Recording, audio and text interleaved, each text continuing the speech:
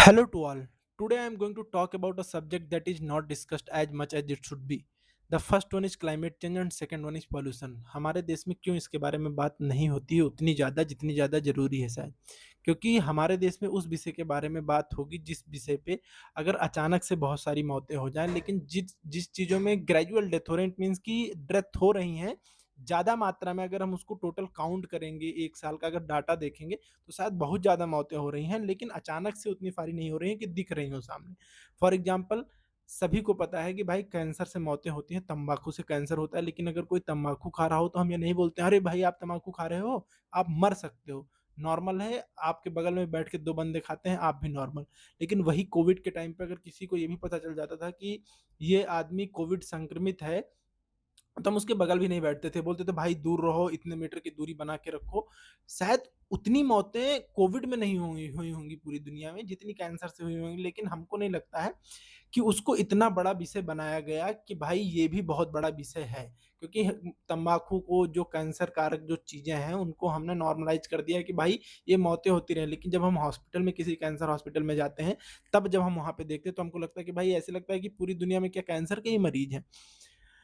तो मैं 2 विषय के बारे में बात करूँगा, आपको बता दिया climate change and second one is pollution. तो पहले आपको एक चीज़ बता देता हूँ कि क्लाइमेट चेंज है क्या? तो क्लाइमेट चेंज को हम नॉर्मल ऐसे समझ सकते हैं कि पृथ्वी के औसत तापमान में है, जो उसमें अगर वृद्धि हो रही है, उसी को हम क्लाइमेट चेंज मान सकते हैं। तो औसत तापमान में अब कोई ये भी पूछ सकता है कि भाई औसत तापमान क्या है? तो औसत तापमान फॉर एग्ज़ाम्पल कि अगर जैसे हमने अगर गणना की हो 2000 से लेके 2010 तक का मैंने औसत तापमान निकाला, वैसे पृथ्वी का औसत तापमान जनरली जो डाटा में लिखा हुआ है वो 15 डिग्री सेल्सियस या 59 डिग्री फ़ारेनहाइट के करीब में लिखा हुआ है। तो अगर 15 डिग्री सेल्सियस आया, जैसे मैंने एवरेज टेम्परेचर निकाला 2000 से लेके 2010 तक 15 डिग्री सेल्सियस आया, लेकिन वही टेम्परेचर अगर मैं 2010 से लेके 2020 तक निकाला हूँ तो अगर 15.2 डिग्री सेल्सियस आया, तो हम मानते हैं कि पिछले 10 सालों में पृथ्वी के औसत तापमान में 0.2 डिग्री सेल्सियस की वृद्धि हुई है। तो ये है पृथ्वी का तापमान। तो पृथ्वी का तापमान अगर देखा जाए तो 1900 के बाद में 1900 दशक के बाद में अगर पृथ्वी के तापमान की बात करें तो लगभग 1.1 डिग्री सेल्सियस बढ़ गया है पृथ्वी का तापमान। तो अकॉर्डिंग टू साइंटिस्ट अगर यही तापमान 1.5 डिग्री सेल्सियस से ज़्यादा हो गया, तो इट विल बिकम इरिवर्सिबल, यानी हम वहाँ से वापस नहीं आ सकते हैं, यानी हम वहाँ से चीज़ों को सही नहीं कर पाएँगे। तो अभी हम बेसिक पे चलते हैं कि आखिर तापमान बढ़ क्यों रहा है? तो तापमान का बढ़ने का कारण है कि पृथ्वी पर ग्रीन हाउस गैसेज़ की अधिकता। ग्रीन हाउस गैसेज़ में क्या-क्या चीज़ें होती हैं? ग्रीन हाउस गैसेज़ में मीथेन होती है, कार्बन डाइऑक्साइड होती है, क्लोरोफ्लोरोकार्बन होती है, वाटर वेपर होती है, ओज़ोन होती है। यही सब गैसें होती हैं, मुख्यतः 5-6 गैसें होती हैं, जो कि मुख्य रूप से ग्रीन हाउस गैसों के लिए उत्तरदायी हैं। तो क्या ग्रीन हाउस गैसेज़ इतनी खराब हैं? नहीं। ग्रीन हाउस गैसेज़ को हम जीवनदायिनी गैसेज़ भी मान सकते हैं। तो क्या ग्रीन हाउस गैसेज़ जब जीवनदायिनी गैसेज़ हैं, तो हमारे लिए अभिशाप कैसे बन गई? अभिशाप इसलिए बन गई क्योंकि किसी भी चीज़ की अधिकता, वो चाहे आपके व्यक्तिगत जीवन में हो या पर्यावरण में हो, किसी भी चीज़ की अधिकता एक समय के बाद में वो नुकसानदेह ही होगी। तो क्या हुआ? हमारे लिए जीवनदायिनी गैसेज़ थी ग्रीन हाउस इफ़ेक्ट, जिसे हम बोला जाता था कि ग्रीन हाउस गैसेज़, ये गैसेज़ पर्यावरण में पहले से मौजूद थी। ग्रीन हाउस गैसेज़ का मुख्य कार्य क्या था कि जो सूर्य से प्रकाश आता था, उसमें से प्रकाश को जो ज़रूरत था उसको एब्ज़ॉर्ब करके पृथ्वी के तापमान को एक इतना तापमान बनाए रखना, एक एवरेज टेम्परेचर बनाए रखना जिससे पृथ्वी पर जीवन संभव हो और फसलें का उत्पादन होते रहे और जीवन अच्छे से चलता रहे। लेकिन ह्यूमन एक्टिविटीज़ की वजह से ऐसी-ऐसी घटनाएँ हुई कि पृथ्वी का जो तापमान था वो बढ़ा, ग्रीन हाउस गैसेज़ की अधिकता हुई, इस वजह से तापमान बढ़ा। क्यों? क्योंकि जब ग्रीन हाउस गैसेज़ की अधिकता हुई तो सूर्य से जो किरणें आ रही थी उसको ग्रीन हाउस गैसेज़ ने ज़्यादा अवशोषित किया, और जब ग्रीन हाउस गैसेज़ उस किरणों को ज़्यादा अवशोषित करेंगी तो पृथ्वी का तापमान बढ़ेगा। पृथ्वी का तापमान बढ़ेगा, तो फिर ग्लेशियर्स पिघलेंगे। अभी हाल ही में मैं करंट पढ़ रहा था तो उसमें एक अंटार्कटिका का थ्वाइट या डूम्सडे ग्लेशियर नाम से जाना जाता है, वो पिघल रहा है। हर डिकेड 13% जो आइस है, बर्फ है, वो पिघली जा रही हैं। तो बहुत climate change is not a normal topic. Bharat में भी बहुत सारे लोग इसके बारे में बात करते हैं। फॉर एग्जांपल आचार्य प्रशांत इस विषय को बहुत ज़्यादा बढ़ा चढ़ा के, मतलब बढ़ा चढ़ा के इट मीन्स कि बहुत ज़्यादा तेजी से इसके बारे में अवेयरनेस फैला रहे हैं कि भाई ये आने वाले समय के लिए सबसे बड़ा खतरा यही है मनुष्य के लिए। लेकिन शायद लोग उतना नहीं ध्यान देते हैं या लोगों को नहीं पसंद आता है, क्योंकि लोगों को पसंद वो इंस्टाग्राम पे रील्स आती है ना, वो नाचने गाने वाली, तो लोग उस पे उतना ध्यान नहीं देते हैं। तो मैं बात कर रहा था ग्रीन हाउस गैसेज की। तो जब ज़्यादा अवशोषित करेंगी सूर्य की किरणों को तो पृथ्वी का तापमान बढ़ा, पृथ्वी का तापमान बढ़ेगा तो ग्लेशियर्स पिघलेंगे, ग्लेशियर्स पिघलेंगे तो समुद्र का जो जल स्तर है वो बढ़ेगा। अगर डाटा को देखा जाए तो 1900 के बाद में लगभग समुद्र का जो जल स्तर है वो 20 सेंटीमीटर बढ़ गया है। तो ऐसे अगर बढ़ता रहा तो आस-पास के जो क्षेत्र हैं वो सिंपल सी बात है कि वो एक समय आएगा जब वो पूरे तरीके से समुद्र में डूब जाएँगे अगर यही सिचुएशन रही। अकॉर्डिंग टू साइंटिस्ट की जो पृथ्वी का तापमान है 1.5 डिग्री सेल्सियस से अगर ज़्यादा बढ़ गया तो फिर नहीं रोक सकते हैं, वो इट विल बिकम इरिवर्सिबल, हम वहाँ से वापस नहीं आएँगे। तो जो एक पेरिस क्लाइमेट एग्रीमेंट जो था, जो जिसकी बैठक 2015 में हुई थी, जिसमें लगभग 195 या 196 कंट्रीज ने पार्टिसिपेट किया था। उन्होंने इसी विषय पे बात की थी कि पृथ्वी का जो औसत तापमान है उसको 1.5 डिग्री सेल्सियस से नीचे रखना, कि 1.5 डिग्री सेल्सियस से ऊपर ना बढ़ पाए। और इसके लिए उन्होंने एक बात बोली थी, उस समय इस विषय पे चर्चा हुई थी कि जीरो इमिशन होगा। जीरो इमिशन मतलब कि देखो, इस चीज को बिल्कुल रोका नहीं जा सकता है कि भाई ग्रीन हाउस गैसेज बिल्कुल हम उत्सर्जित ही नहीं करेंगे, ऐसा पॉसिबल नहीं है। और अगर ऐसा पॉसिबल नहीं है तो करेंगे, ग्रीन हाउस गैसेज का उत्सर्जन करेंगे, लेकिन किसी ना किसी रूप में हम उसको अवशोषित भी कर लेंगे, जिससे जो नेट एमिशन होगा वो जीरो हो जाएगा। हम चलते हैं अपने टॉपिक में जहां से मैंने शुरू किया था कि भाई क्या हुआ, तो ग्रीन हाउस गैसेज की अधिकता बढ़ती चली गई। क्लाइमेट चेंज से हो क्या रहा है, अगर हम भारत के डाटा को, सिर्फ और सिर्फ भारत के डाटा को अगर उठाया जाए तो 2025 के जनवरी से लेकर सितंबर तक जो 273 डेज थे उसमें से 270 डेज ऐसे थे जिसमें क्लाइमेट की घटनाएं कहीं ना कहीं ऐसी हुई जिससे कि मानव जीवन पे बहुत बुरा प्रभाव पड़ा, फसलों पर बहुत बुरा प्रभाव पड़ा। अगर डाटा को देखा जाए तो उसमें से 273 में से 270 दिन ऐसे थे कि कहीं ना कहीं मौसम संबंधी बहुत ही वैसी घटनाएं हुई जिसमें आदमी मारे गए। और डाटा के अनुसार देखें तो 4000 से ज्यादा आदमी उन 9 महीने में मारे गए, जो कि पिछले 4 साल की अपेक्षा 48% ज्यादा था। अगर डाटा को देखा जाए 9.47 मिलियन हेक्टेयर फसलें बर्बाद हो गई, जो कि अगर डाटा के अनुसार देखा जाए तो पिछले 4 सालों में 400% की वृद्धि थी, जो कि एक नॉर्मल डाटा नहीं है। ये नॉर्मल शो नहीं करता कि 400% 4 सालों में फसलों के नुकसानों में वृद्धि। इससे क्या होगा, इससे भुखमरी बढ़ सकती है भाई, फसलों का उत्पादन कम होगा तो। थर्ड वन की अगर डाटा को देखा जाए तो 1901 के बाद में जो जनवरी था वो फिफ्थ ड्राइएस्ट मंथ था, और जो फरवरी था वो 124 सालों का वार्मेस्ट मंथ था। तो इतना ज्यादा परिवर्तन हो रहा है। अभी हम वर्तमान जीवन में भी देखें, हम गांव में जब जाते हैं तो हम देखते हैं कि ऐसे मतलब पहले तो बहुत ज्यादा जंगल दिखते थे गांव में भी जाने की, भाई मुझे याद है अपना बचपन में कि मतलब कितना आसपास में जंगल देखते थे। लेकिन जब अभी जाते हैं तो वो सारे जंगल दिखते नहीं, काटे जा रहे हैं, लेकिन उतनी ज्यादा मात्रा में लगाए नहीं जा रहे हैं, जो कि भविष्य के लिए बहुत बहुत बहुत बड़ा खतरा है।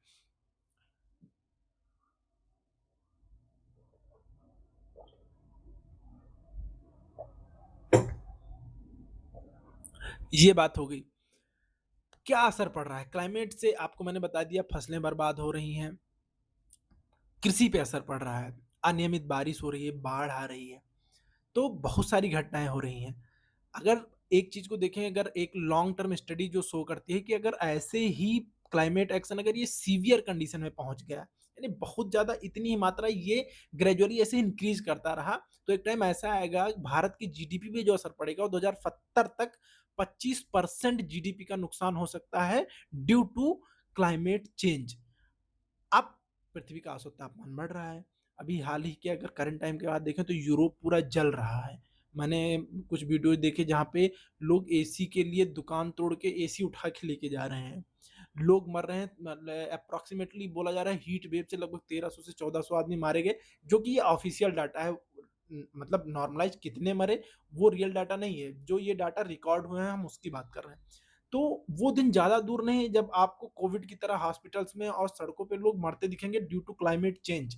तो climate change is not a normal subject, ये बहुत ज्यादा बिगड़ रहा है। हम अभी हाल ही में एक न्यूज में देखा कि महाराष्ट्र में सिर्फ और सिर्फ 40-45 दिन का पानी बचा था।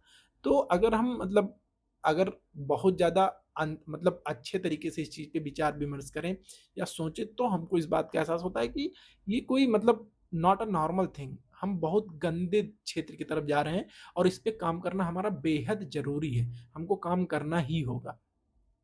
क्लाइमेट चेंज से जो कृषि पे असर पड़ रहा है, जो भारत की टोटल जनसंख्या है, उसका लगभग 46% जनसंख्या डायरेक्ट और इनडायरेक्टली रूप से कृषि पे कहीं न कहीं निर्भर है। टोटल जीडीपी का 16% कृषि से आता है।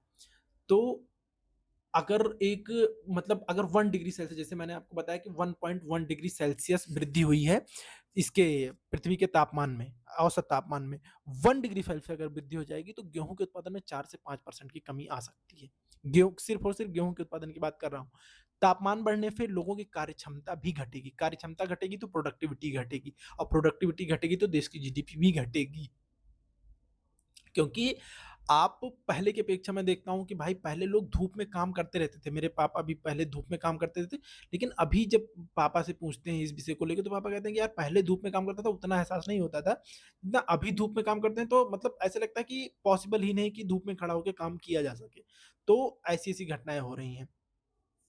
दुनिया की जीडीपी की बात करें तो 2050 तक 10 से 18% तक की जीडीपी का लॉस हो सकता है। दुनिया भर में बहुत सारे लोग हैं जो क्लाइमेट को लेके बात कर रहे हैं, अच्छे से बात कर रहे हैं, अवेयरनेस फैला रहे हैं। मैं एक वीडियो देख रहा था, मतलब जब हम लोग पढ़ते थे तब उस समय एक काफ़ी फ़ेमस थीं जो एनवायरनमेंट एक्टिविस्ट थीं, जिनका नाम था ग्रेटा थनबर्ग। तो उनके बारे में मैंने एक वीडियो देखा जो कि यूट्यूब पे एक शॉर्ट्स पड़ा हुआ था, तो नीचे मैं उसका कमेंट पढ़ रहा था तो कि वो किस विषय को लेके अवेयर कर रही थी, people were not talking about it. तो नीचे उसके जो कमेंट सेक्शन भरे हुए थे, मतलब छोड़िए उस बात को, तो लोगों की मेंटालिटी मतलब इस बात से पता चलती है कि वो किस विषय के बारे में बात कर रही है। लोग इतना ज़्यादा मतलब उनकी सोच में ये चीज़ डालना कि भाई ऐसी भी कोई चीज़ है और भविष्य में बहुत ज़्यादा नुकसान हो सकता है, ये बहुत ही मुश्किल है। इसके लिए जब तक मतलब बहुत बड़े मात्रा में एक आदमी के बोलने से इस विषय को सुधारा नहीं जा सकता है। जब हर एक आदमी इस बात से अवेयर होगा, प्रोग्राम चलाए जाएँगे, उसके बाद अवेयर होंगे तब, क्योंकि देखो क्लाइमेट चेंज ऐसा तो है नहीं कि जैसे प्रकृति का दोहन हम कर लिए। प्रकृति का दोहन करके ऐसा तो नहीं कि हम मर गए उसके बाद काम नहीं, हमारी नेक्स्ट जनरेशन को तो इसका काम है। तो हमको ये सोचना होगा सिर्फ़ अपने बारे में ना सोच के हमको नेक्स्ट जनरेशन के बारे में भी सोचना होगा कि हमें उसको भी कुछ बेहतर दे के जाना है। और उसको बेहतर देने के जाने के लिए हमको अवेयर होना पड़ेगा इस सब्जेक्ट को लेके कि भाई क्लाइमेट चेंज भी एक बहुत बड़ा सब्जेक्ट है। सेकंड वन, हम अगर इसके क्लाइमेट चेंज के बारे में ही बात करें, तो ये मैं आपको डाटा बता रहा था कि मतलब क्या-क्या हो रहा है, जीडीपी का लॉस हो सकता है, लोग मर रहे हैं, फसलों का नुकसान हो रहा है, प्रोडक्टिविटी रेट घट सकता है, कार्य करने की क्षमता घट सकती है, जीडीपी घट सकती है। हम इसको रोकने के लिए क्या कर सकते हैं? हम ये जान गए कि ये हो क्यों रहा है। अभी एक डाटा मैं पढ़ा तो मैं भी सोच रहा था कि भाई मतलब वायुमंडल में 32% कार्बन डाइऑक्साइड की मात्रा ज़्यादा है। अगर 32% वायुमंडल में कार्बन डाइऑक्साइड, तो अकॉर्डिंग टू डाटा पिछले 5 लाख सालों में इतना कभी नहीं था ऐसा। और ग्रीन हाउस गैसेज़ का उत्सर्जन किससे होता है? ग्रीन हाउस गैसेज़ का उत्सर्जन होता है कि जो हम फॉसिल फ्यूल्स चलाते हैं, यानी लकड़ी, कोयला, नेचुरल गैस, और फिर उसके बाद में ट्रांसपोर्ट, इस सब में यूज़ करते हैं, तो लगभग 75% ग्रीन हाउस गैसेज़ के लिए ज़िम्मेदार है, 90% कार्बन डाइऑक्साइड के उत्सर्जन के लिए ज़िम्मेदार हैं। सेकंड वन, डिफॉरेस्टेशन, पेड़ों को काटा जा रहा है। मतलब मैंने अभी आपको बताया कि जब मैं गाँव में जाता था तो देखता था भाई कितने ज़्यादा मात्रा में जंगल थे, पेड़ थे, अभी वो नहीं दिखते हैं। अगर अकॉर्डिंग टू डाटा पे जाएँ हम तो दुनिया भर में 10 मिलियन हेक्टेयर पेड़ हर साल काट दिए जाते हैं। हर 1 मिनट 27 फुटबॉल फील्ड के बराबर पेड़ों को काट दिया जाता है, लेकिन उतनी मात्रा में लगाया नहीं जा रहा है पेड़ों को। तो हम क्या कर सकते हैं? इस विषय को लेके हर एक आदमी क्या कर सकता है, उसके बारे में थोड़ा-सा बात करते हैं। तो अगर हम क्या कर सकते हैं उस विषय की तरफ सोचें, तो जैसे कि आज के टाइम पे लोगों में मतलब दिखावा थोड़ा ज़्यादा है कि भाई हमको अगर 1 किलोमीटर जाना है तो हम फ़ोर व्हीलर से जाएँगे। शायद हम साइकिल से या पैदल जा सकते हैं, क्योंकि अब ये बात ऐसे मैं बोल रहा हूँ तो शायद लोगों को लग रहा हो कि भाई यार इससे क्या हो जाएगा? भाई भारत की जनसंख्या अप्रॉक्सिमेटली 146 करोड़ है भाई, 146 करोड़। अगर कोई एक स्टेप ले तो 146 करोड़ स्टेप हो जाते हैं भाई। तो अगर वो जो लाइन नहीं है कि every great transformation start with small changes, तो अगर सब चीज़ें जो भाई, कोई ऐसा नहीं है कि पहाड़ चढ़ा जाता है तो एक-एक पैर रखा जाता है, ऐसा तो है नहीं कोई हनुमान जी बन के सीधे नीचे से उड़ा जाके शिखर पे बैठ गया। तो छोटा-छोटा कदम लेने पे, तो जब तक हर एक आदमी, हम ये नहीं, ये सारी चीज़ें हम सरकार पे नहीं छोड़ सकते हैं कि भाई, एक रॉबर्ट स्वान नाम के एक एनवायरनमेंट एक्टिविस्ट थे, उन्होंने एक बात बोली थी, उनकी वो लाइन मुझे बहुत अच्छी लगती थी कि हमारे एनवायरनमेंट के लिए सबसे बड़ा खतरा पता है क्या है? हमारे एनवायरनमेंट के लिए the greatest threat to our environment, कि हर एक व्यक्ति को ये लगता है कि कोई आएगा दूसरा जो इसको सही कर देगा। भाई, आप रह रहे हो इस एनवायरनमेंट में, आप इस रह रहे हो पृथ्वी पे, तो आपका कर्तव्य बनता है कि भाई आप भी उसमें योगदान दें। सारी चीज़ें सरकार की नहीं बनती हैं कि भाई सरकार करेगी। सरकार करवा रही है। मैं बाहर जाता हूँ, मैं देखता हूँ कि सफाई कर्मी आते हैं, साफ करते हैं उस जगह को, और 10 मिनट के बाद में नेक्स्ट जो आता है वो थूक के चला जाता है, वहाँ पे कूड़ा फेंक के चला जाता है। आपकी ज़िम्मेदारी बनती है कि भाई आप कूड़ा डस्टबिन में डाल दो, बैग में डाल लो, घर पे आके डस्टबिन में डालो, किसी एक निश्चित जगह पे डालो। तो आपको आपकी कोई सोशल रिस्पॉन्सिबिलिटी नहीं है। आप चाहते हैं कि सारी चीज़ें नेक्स्ट वन आके सही कर दे, बस आप बिल्कुल बेस्ट हो जाओ और आप एन्जॉय करते रहो। तो ऐसा भी पॉसिबल नहीं भाई, आपको भी कदम उठाने होंगे। थर्ड वन कि हम बहुत सारे प्रोग्राम चलते हैं, एनवायरनमेंट से लेके बहुत सारे प्रोग्राम चल रहे हैं। जैसे मैं ग्रेटा थनबर्ग की बात कर रहा था, उन्होंने फ्राइडेज फॉर फ्यूचर नाम का जो कार्यक्रम चलाया। इंडिया में दिशा रवि उसी की को-फाउंडर हैं फ्राइडेज फॉर फ्यूचर की। और फिर उसके बाद में बहुत सारे लोग हैं, इतना अभी रिकॉल नहीं कर पा रहा हूँ, तो बहुत सारे लोग उस पे काम कर रहे हैं। बहुत सारी कहानियाँ अगर उसके बारे में बात करें तो क्लाइमेट चेंज छोटा टॉपिक नहीं है, बहुत बड़ा टॉपिक है। अगर इसके बारे में बात करें तो 3-4 घंटे बात किया जा सकता है क्लाइमेट चेंज के बारे में। लेकिन मैं मेन टॉपिक के बारे में एक डाटा आपको बता रहा हूँ कि आपको ये पता चले कि भाई सच में हो क्या रहा है, कि हम पहुँच कहाँ पे रहे हैं। पॉल्यूशन की बात करें तो पूरी दुनिया में हर साल 6.7 मिलियन आदमी पॉल्यूशन से मर जाता है। टोटल डेथ कहीं डायरेक्ट और इनडायरेक्ट अगर देखा जाए डब्ल्यूएचओ की रिपोर्ट के अनुसार, तो टोटल डेथ का 24% डायरेक्ट और इनडायरेक्ट के पॉल्यूशन से संबंधित है। यानी अगर टोटल डाटा को उठा देखें तो लगभग 14 से 15 मिलियन आदमी हर साल मर जा रहा है केवल पॉल्यूशन से। और कोविड में 2025 मार्च तक की जो रिपोर्ट है उसमें total 7.6 million approximately reported case हैं कि हाँ इतने आदमी मरे। चलो मान लेते हैं 7.6 को, हम मान लेते हैं कि बहुत सारे केस ऐसे हो गए रिपोर्ट नहीं हुए होंगे, 15 मिलियन मान लेते हैं। फिर भी भाई आप 2025 के मार्च तक की मैं बात कर रहा हूँ, तो 2025 तक कोविड आया था लगभग 2020-21 में। तो उतने साल में अगर इतने आदमी मर गए 15 मिलियन, और यहाँ हर साल 15 मिलियन के करीब में पॉल्यूशन से मर रहा है, तो बड़ा सब्जेक्ट क्या हुआ? मुझे लगता है पॉल्यूशन हुआ। लेकिन उस पे हम बात नहीं कर रहे हैं।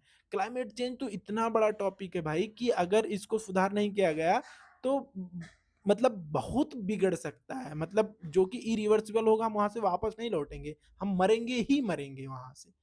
तो नियम बनाए जा रहे हैं, हम फॉलो करते हैं, हमको शायद नियम पता भी नहीं होते हैं, हम जानना भी नहीं चाहते, हमको इंटरेस्ट भी नहीं आता है भाई ये क्या चीज़ है, क्लाइमेट चेंज क्या है। बहुत सारे इंटरनेशनल क्लाइमेट एक्शन डे मनाया जाता है, 22 अक्टूबर को, 22 अप्रैल को वर्ल्ड अर्थ डे मनाया जाता है, 5 जून को वर्ल्ड एनवायरनमेंट डे मनाया जाता है। डे मनाने से या कोई रूल बना देने से कुछ नहीं होगा भाई, काम करना पड़ेगा। अब मैं ये बोल दूं कि भाई अगले साल मैं आईएएस बन जाऊंगा और पढ़ूँ ही ना। बस एक टारगेट लिख के रख दूँ, ऐसे चिपका दूँ कि अगले साल आईएएस बन जाऊँगा और पढ़ूँ ना, तो उससे कोई फ़ायदा तो है नहीं। वैसे ही अगर मैं अपने यहाँ पे लिख के कि पूरा मैं जिस जगह पे रहता हूँ पूरा साफ, ये बिल्कुल क्लीनेस्ट सिटी हो जाएगा। लेकिन जब मुझे मौका मिले कुछ काम करने का तो मैं कूड़ा इधर फेंक दूँ, थूक अलग दूँ और बोल दूँ सबसे साफ हो जाएगा। तो केवल नियम बना देने से, पॉलिसीज़ बना देने से, स्लोगन दे देने से चीज़ें नहीं सही होती हैं, काम करना पड़ता है। और काम सिर्फ़ सरकार को नहीं, ये एक हर नागरिक की ज़िम्मेदारी बनती है कि भाई आप काम करें, आप अपने आस-पास की सफाई रखें, बहुत सारी चीज़ें हैं। हम क्या कर सकते हैं? हम इसको रोकने के लिए कौन-सा कदम उठाएँ? हम पब्लिक ट्रांसपोर्ट का यूज़ कर सकते हैं, बिजली का कम उपयोग करें, पानी का कम उपयोग करें, बर्बाद ना करें। जो पॉलिसीज़ आ रही हैं उस पे अमल करें, लोगों को अवेयर करें। हम ये सब चीज़ कर सकते हैं। हम जैसे कि एक मैं आपको बात बताता हूँ, जैसे लड़के होते हैं तो वो एक कपड़ा अगर वो खरीद लें, मैं अपनी ही बात कर रहा हूँ कि अगर एक कपड़ा खरीद लूँ तो मैं 3-4 जगह उसको यूज़ कर सकता हूँ। इवन 3-4 फंक्शन में भी यूज़ कर लूँगा, मुझे फ़र्क नहीं पड़ता है भाई, कि भाई ये कपड़ा यूज़ कर लिया। अरे भाई कपड़ा है, मैं 10 जगह यूज़ कर सकता हूँ, मुझे शर्म नहीं आती। लेकिन ख़ासकर लड़कियों में कि भाई ये रिपीट नहीं कर सकते कपड़े। तो एक डाटा के लिए अगर आपको बता दूँ तो टोटल फैशन इंडस्ट्री जो है 2 से 8% टोटल कार्बन डाइऑक्साइड उत्सर्जन का 2 से 8% तो फैशन इंडस्ट्री कर रही है। ट्रांसपोर्टेशन, प्रोडक्ट जहाँ से प्रोडक्शन हो रहा है उन सब चीज़ों को लेके अगर टोटल उसका एक एग्रीगेट परसेंट निकालें तो लगभग 2 से 8% कार्बन डाइऑक्साइड का उत्सर्जन होता है। तो हम कोशिश करेंगे कपड़ों का भी इस्तेमाल कम करें। इसका मतलब ये नहीं है कि हम नंगा घूमें या नग्न अवस्था में घूमें। कम इस्तेमाल करने का मतलब है कि शायद जितने कपड़ों की ज़रूरत है हम उतना ही यूज़ करें, और देखें, ब्रांड भी देखें कि ऐसे ब्रांड हैं जो रिसाइक्लेबल हैं, तो उन चीज़ों को ज़्यादा प्रमोट करें, ना कि ऐसे जो कि रिसाइक्लेबल नहीं है। सेकंड वन, हम खाना खाते हैं, फूड वेस्ट कर देते हैं। पूरी दुनिया के according to data 1 billion ton हर साल, 1 बिलियन टन हर साल फूड वेस्टेज होता है, जो कि टोटल ग्रीन हाउस गैसेस का 8 से 10% जिम्मेदार है। नॉन-वेज खाते हैं हम लोग। ये कहना ऐसे लगता होगा भाई नॉन-वेज कैसे? नॉन-वेज भी बहुत बड़ा कारक है, नॉन-वेज खाना भी ग्रीन हाउस गैसेस के लिए ज़िम्मेदार है। हम मुर्गी पालन करते हैं तो मुर्गी का जो मल निकलता है, जो उनकी पॉटी होती है, वहाँ से भी मीथेन गैस निकलती है। हम उसके पालन के लिए जंगलों को काटेंगे, और जब जंगलों को काटेंगे, डिफ़ॉरेस्टेशन करेंगे, तो कार्बन डाइऑक्साइड की जो सोखने की क्षमता थी पर्यावरण में, वो कम होगी, और जब वो कम होगी तो ग्रीन हाउस गैसेस की मात्रा बढ़ेगी, ग्रीन हाउस गैसेस की मात्रा बढ़ेगी तो पृथ्वी का औसत तापमान बढ़ेगा, और पृथ्वी का औसत तापमान बढ़ेगा तो क्लाइमेट चेंज होगा। तो कहीं न कहीं हम अगर वेज की तरफ आगे बढ़ें तो भी बहुत अच्छी बात है। बाकी लोगों का तर्क जो हो सकता है वो एक, मतलब अगर बहुत हार्ड शब्दों में कहूँ तो रेप करने के बाद में जो रेपिस्ट होते हैं ना, उनका भी तर्क होता है कभी-कभी कि मैंने इसलिए कर दिया था। तो नॉन-वेज खाने वालों का भी तर्क हो सकता है कि भाई, लेकिन मुझे नहीं लगता है किसी जानवर को मार के उसको खा जाना, किसी के बच्चे को, किसी की माँ को और किसी को मार के खा जाना, मैं खुद इस चीज़ का दोषी रहा हूँ। 2013 तक मैंने भी खाया, लेकिन जब मुझ में समझ आई तो 2013 के बाद मैंने छोड़ दिया कि भाई मुझे नहीं ठीक है। उसके बाद, उससे पहले मुझे ऐसा लगता कि हाँ ठीक है, लेकिन जब मुझे समझ आई तो मैंने छोड़ दिया भाई। अब आजकल तो, पहले तो इतना सुविधा नहीं थी कि भाई इतनी जानकारी मिले, नहीं भाई ये चीज़ गलत है। जो बता दिया लोग, हाँ ठीक है खाओ, इससे ये मिलता है, इससे ये मिलता है। ये समझ आई तो भाई मैंने छोड़ दिया, अभी नहीं खाते। तो मैंने ये बता दिया, हम कर क्या सकते हैं, मैंने आपको ये भी बता दिया कि आप क्या-क्या कर सकते हैं। फूड वेस्टेज कम करिए, कपड़ों का इस्तेमाल कम करिए, का और फिर पानी को खराब कम करिए, और फिर उसको वाटर हार्वेस्टिंग करिए, फिर जो पॉलिसीज़ आती हैं उसको सपोर्ट कीजिए, अवेयरनेस को फैलाइए। कम दूरी जाना है तो साइकिल का इस्तेमाल करिए, पैदल जाइए, इलेक्ट्रिक व्हीकल का इस्तेमाल करिए। फिर उसके बाद में जो हम घरों में इलेक्ट्रॉनिक सामान लगाते हैं, कोशिश करें कि वो 5 स्टार रेटिंग वाले हों। फिर उसके बाद में, हाँ, थोड़े महँगे आते हैं, लेकिन हाँ, बिजली की बचत भी होगी, तो उतना आप अगर पूरा जोड़ेंगे तो शायद उतना आपका बिजली का बिल ही बच जाए, अगर 5 स्टार खरीदेंगे जितना इधर पैसा आप लगाएँगे। डिफ़ॉरेस्टेशन, पेड़ों को काटना बंद हो, इसके तरफ काम करें। आस-पास अगर कोई पेड़ काट रहा है, अगर बचा सकते हैं तो उसको बचा सकते हैं। प्लांटेशन करें, ये सब हम कर सकते हैं। हम सबसे बड़ा चीज़ क्या है? मैंने आपको बताया कि लगभग 75% फॉसिल फ्यूल जलाने से हो रहा है। यानी लकड़ी, कोयला, ईंधन और नेचुरल गैसेज़ जलाने से। हमको शिफ्ट होना होगा रिन्यूएबल एनर्जी की तरफ। रिन्यूएबल एनर्जी मीन्स कि नवीकरणीय ऊर्जा की तरफ हम जब तक शिफ्ट नहीं होंगे, हम इस पॉल्यूशन को बिल्कुल कम नहीं कर सकते हैं। जी20 कंट्रीज़, जिसमें भारत भी जी20 कंट्री का एक हिस्सा है, जी20 देशों का, टोटल जो ग्रीन हाउस गैसेज इमिशन हो रहा है उसका 77% तो केवल और केवल जी20 देश उसके ज़िम्मेदार हैं। जी20 में भारत भी है, तो कहीं न कहीं भारत को भी कदम उठाना होगा। अगर कितना बड़ा विषय है तो कदम भी बड़ा ही उठाना होगा इस किसी विषय को लेके। तो हमको mainly we have to shift renewable energy. तो हमको रिन्यूएबल एनर्जी की तरफ जाना ही पड़ेगा। अगर हम उधर नहीं जा रहे हैं तो हमारा भविष्य जो है वो गर्त में जाएगा ही जाएगा। पूरी दुनिया का डाटा देखा जाए तो पूरी दुनिया में टोटल रिन्यूएबल एनर्जी का 30, टोटल जो इलेक्ट्रिसिटी की हमारी ज़रूरत है उसका 30% हम रिन्यूएबल एनर्जी से प्राप्त करते हैं। अकॉर्डिंग टू साइंटिस्ट 2050 तक ये आंकड़ा 90% तक पहुंच सकता है। भारत अपनी टोटल क्षमता का 30% ही रिन्यूएबल एनर्जी से प्राप्त करता है, लेकिन भारत का जो लक्ष्य है 2050 तक, शायद 2050 तक नहीं, 2030 तक शायद में, तो अपनी टोटल बिजली ज़रूरतों का, इलेक्ट्रिसिटी का जो कंजम्पशन है उसका टोटल 50% रिन्यूएबल एनर्जी से प्राप्त किए जाने का लक्ष्य है। ये सब बातें हो गई। दूसरी चीज़ है कि इन सब चीज़ों को करने में ऐसा नहीं है कि ये कोई ऐसे है कि भाई हाँ, चलो ये पॉलिसी बना दी आज कर देते हैं, नहीं, इसमें टाइम लगेगा। उससे पहले हमारे जो स्टेप मैंने बताए छोटे-छोटे, वो हम स्टेप उठा सकते हैं और उस पे काम कर सकते हैं हम। कोई इतना बड़ा नहीं है, हर एक, क्योंकि हमको अपनी नेक्स्ट जनरेशन के लिए सोचना होगा। नेक्स्ट जनरेशन के लिए अगर हमको काम करना है तो we have to take this step. और पॉल्यूशन के बारे में अगर मैंने आपको बताया कि कितने आदमी मरते हैं हर साल, इतनी-इतनी सारी डेथ हो रही हैं। पॉल्यूशन को लेके भी, तो पॉल्यूशन के बारे में आपको पता ही है कि पॉल्यूशन कैसे हो रहा है, गाड़ियों से हो रहा है, फैक्ट्री से धुआँ निकल रहा है। तो कुछ चीज़ें हैं जिसको हमको लेना होगा, कुछ सरकार को भी कदम लेने होंगे, कड़े कदम, जिससे इन सब चीज़ों से बचा जा सके, भविष्य को सुरक्षित किया जा सके। क्योंकि नदियाँ गंदी हो रही हैं, मतलब बहुत सारी चीज़ें। अब इस विषय के बारे में बात करूँगा तो वीडियो बहुत ज़्यादा लंबी हो जाएगी। तो किसी नेक्स्ट वीडियो में पॉल्यूशन को लेके एक अलग से टॉपिक बनाएँगे, तो पॉल्यूशन के बारे में अलग से बात करेंगे, क्योंकि वो भी एक ऐसा विषय है जिस पे बात किया जाना बहुत ज़रूरी है, क्लाइमेट चेंज तो है ही। तो ये सब सारी बातें हो गई कि लोग काम भी कर रहे हैं, ऐसा नहीं कि कोई काम नहीं कर रहा है। भारत में भी 2-3 लोग हैं जो एक्टिवली इस चीज़ पे बहुत काम कर रहे हैं।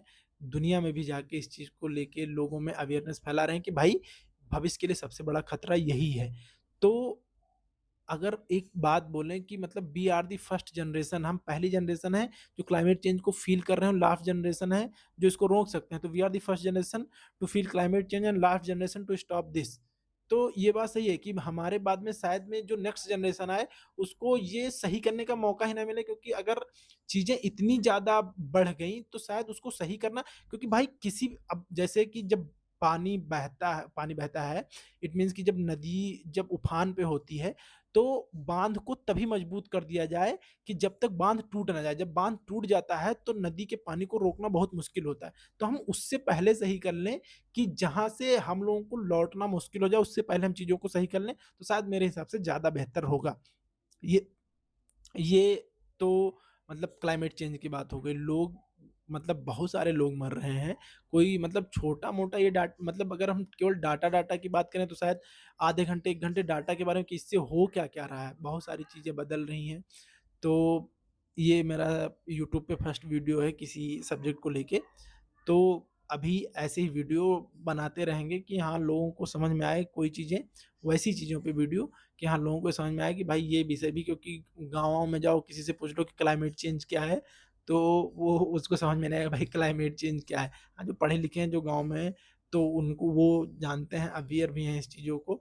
हमसे भी बहुत लोग बताते हैं कि भाई ऐसा-ऐसा है। तो जिनसे जो सीखने को मिलता है, सीखते रहना चाहिए। जीवन का यही है कि कभी कोई 100% नहीं जानता है। ये मेरा फर्स्ट वीडियो था। तो जैसा मेरा एक्सपीरियंस था, जैसे मैं जितना मैं जानता हूँ, उतना आप लोगों के साथ शेयर किया। नेक्स्ट वीडियो कोई ऐसी ही होगी, नेक्स्ट सेशन जो हमारा कुछ ऐसा होगा, किसी ऐसी इन्फॉर्मेटिव वीडियो के साथ। तब तक के लिए टाटा, बाय-बाय।